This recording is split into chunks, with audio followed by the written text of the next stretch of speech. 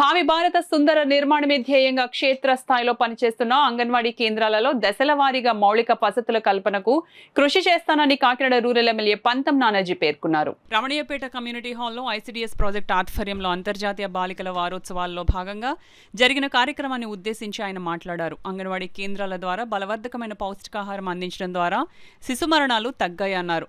తల్లుల పోషణ స్థాయి మెరుగుపడటంతో తక్కువ బరువుతో పుట్టే పిల్లల సంఖ్య కూడా బాగా తగ్గిందన్నారు. తల్లి ఆరోగ్యంగా ఉంటేనే పిల్లలు కూడా ఆరోగ్యంగా పుడతారన్నారు. 6 ఏళ్లలోపు బాలల సమగ్రాభివృద్ధికి కృషి చేస్తున్న అంగన్వాడీ కార్యకర్తలు బాల్య వివాహాలు జరగకుండా నిరోధించాలన్నారు. తొలుతగా బాలికలచే ర్యాలీ జరిగింది. సిడిపిఓ కార్యాలయం వద్ద మొక్కలు నాటారు.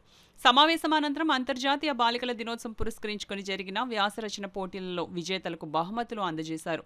CDPO CH Lakshmi, MPDO Pasupuleti Satish, మండల పరిషత్ అధ్యక్షురాలు నందిపాటి లక్ష్మీ త్రిమూర్తులు, బీజేపీ నాయకులు రంబాల వెంకటేశ్వరరావు, మాజీ సర్పంచ్ అడబాల రత్నప్రసాద్, జిల్లా బాలల సంక్షేమ అధికారి సిహెచ్ వెంకట్రావు బాలికలను ఉద్దేశించి ప్రసంగించారు.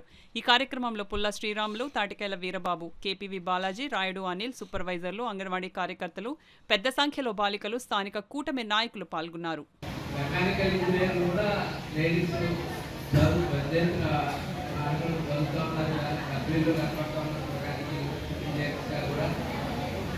పిల్లల్ని మీరు కాకినాడ 223 సెంటర్లో తీర్చిదిద్ది భారత గౌరవశత్తు పిల్లలు తీర్చిదిద్దుతున్న మీ అందరికీ మరొకసారి కృతజ్ఞతలు చెప్తూ 205 మంది మన దగ్గర అంగన్వాడీ టీచర్స్ 201 మంది కల్పన చేస్తూ ఉన్నారు. 20 వేకెన్సీలోనే గవర్నమెంట్ తీసుకుంటారు కూడా విన్నాను నేను. దాంట్లో కూడా మీకులాగా కష్టపడి పనిచేసే వాళ్ళు వస్తే బాగుంటుందని చెప్పి ఆయన వచ్చిన.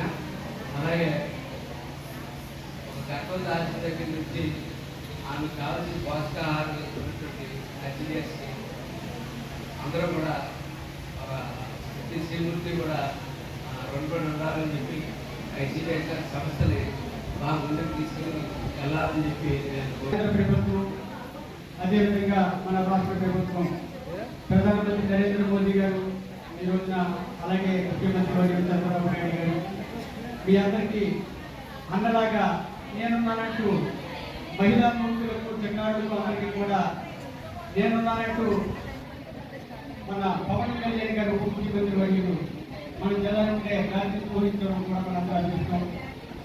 ఆ విధంగా ఏదైతే ఈ కోర్టు ప్రభుత్వంలో మనకి వచ్చే ఫలాలను తప్పకుండా ఈ అంగన్వాడీ ఐసిడిఎస్ ద్వారా ఎవరైతే బాలింతలు కావచ్చు, ఆ ఇంట్లో చదువుకునే 3 నుంచి 6 సంవత్సరాలు పిల్లలు కావచ్చు, వీరందరికీ కూడా పౌష్టిక ఆహారంతో పాటు వారికి సక్రమమైన మంచి నాణ్యమైన విద్యను అందించడానికి వధువులను ఆశ్రయించారు.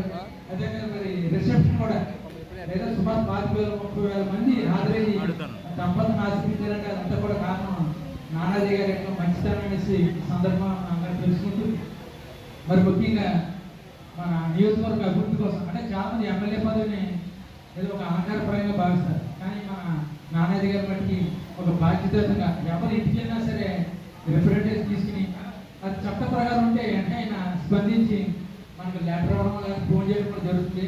అంటే వెంటనే ఇమ్మీడియట్గా మనకి లబ్ధిదారు ఎవరున్నారో అందరూ కూడా అంటే అది చట్టం లోబడినప్పటికీ వెంటనే చేస్తున్నారు.